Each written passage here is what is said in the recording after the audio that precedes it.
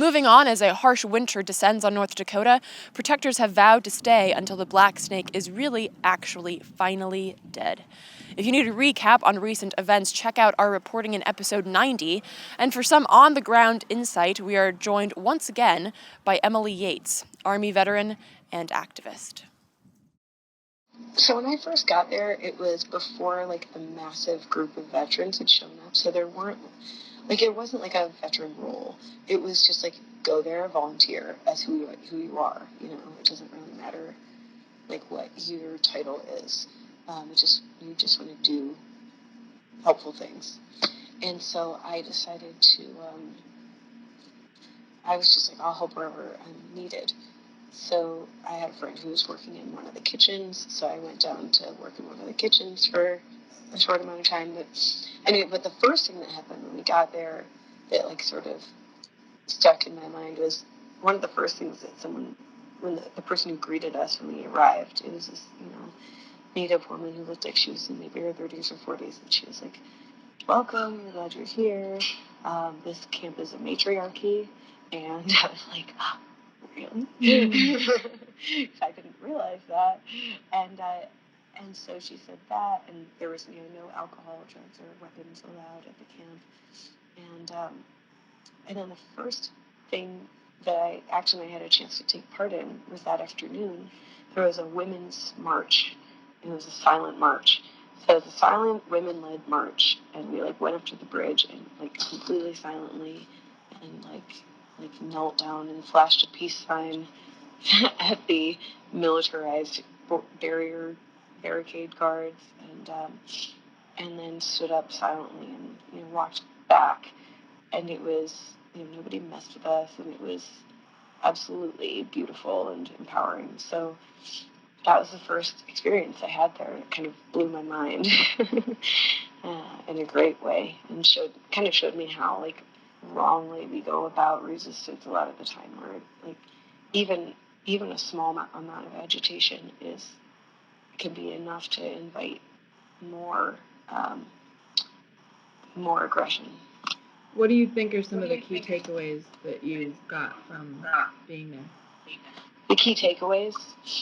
I would say, one, that we're doing our society all wrong here in most of America.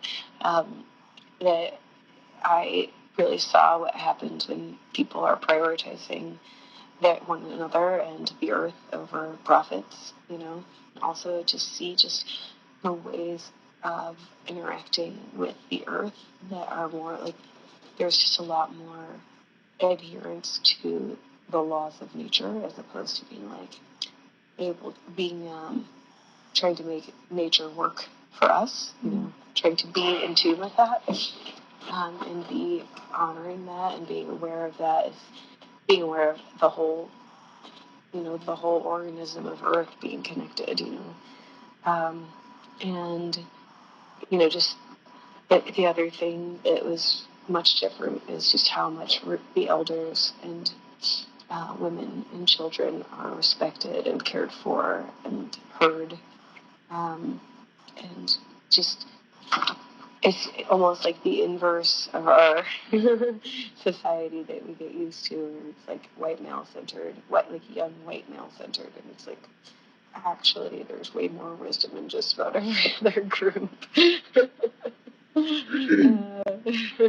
Now I know that you were at the ceremony where the veterans apologized for years of oppression of Native peoples. Talk about how you felt as a veteran being there for that. Yeah. So the forgiveness ceremony, that was a really interesting thing that happened. I'm not exactly sure who originated that idea, if it was Wes Clark or if it was the Native elders or who it was exactly. But it struck me as being the first time I could ever think of that having happened, and feeling very, very fortunate to be able to ask forgiveness, and to accept it, and not in person in that way. That's because I think a lot of us wish we could apologize and receive forgiveness for things that we do that we didn't realize what we were doing at the time. It felt amazing, and I felt really grateful to be able to be part of that group.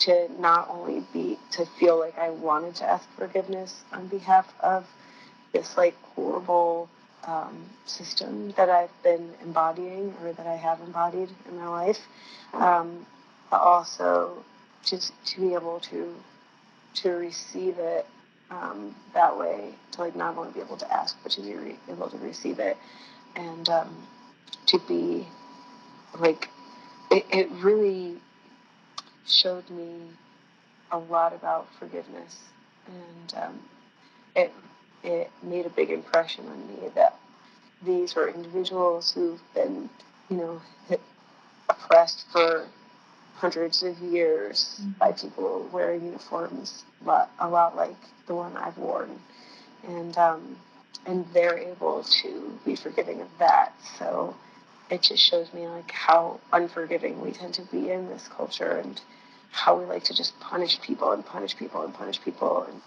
what is your understanding of next steps, not just for the camp, but also for veterans? I think that the next steps for Standing Up is we need to be still taking guidance um, from the indigenous leaders of that camp and that movement. And right now, what they're saying is the best thing to do is to, unless you're deeply prepared for winter weather and to be self-sufficient, stay home and just donate materials or supplies or money or whatever for the time being.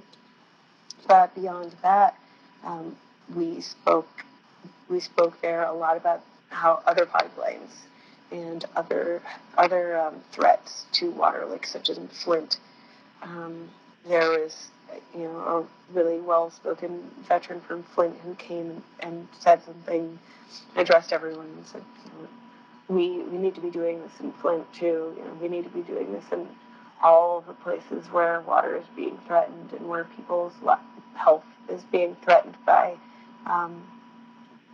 these oil companies and by corporate interests, because this is all we have. So staying aware and staying vigilant is going to be really crucial. Not thinking of this as like the end to a news cycle, or we've got this victory now, because right now there's no drilling, but just keeping our eyes on the long term and on the big picture, and on all of the ways that what happened in Standing Rock is manifesting itself all over the world. For more on the ongoing DAPL fight, be sure to check out the reporting and links from episode 90, including No DAPL Solidarity, where you can find ways to donate, as Emily mentioned. And also, as Emily mentioned, the importance of making connections to other pipelines.